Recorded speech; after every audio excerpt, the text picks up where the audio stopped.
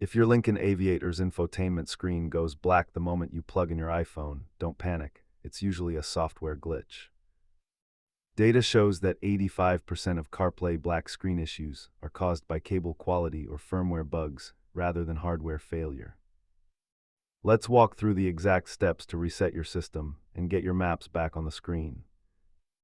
The fastest fix is a hard reset. Hold the power and seek up buttons together for 10 seconds until the system reboots. If the reset didn't work, check your iPhone for pending iOS updates or active VPNs that might be blocking the data stream. Always ensure you are using an Apple-certified cable, as the Aviator's high-resolution display requires a stable high-speed data link. If you usually use wireless CarPlay, try switching to a wired connection to rule out local wireless interference. A simple system reset resolves over 60% of these black screen complaints without needing a trip to the dealer. If all else fails, delete the car from your phone and the phone from your car to start a fresh pairing process.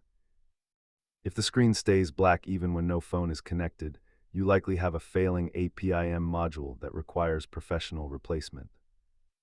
Remember, modern infotainment is just a computer on wheels. Most issues are just digital handshakes that need a quick refresh. If this hard reset fixed your Aviator's screen, hit the like button and subscribe for more troubleshooting playbooks.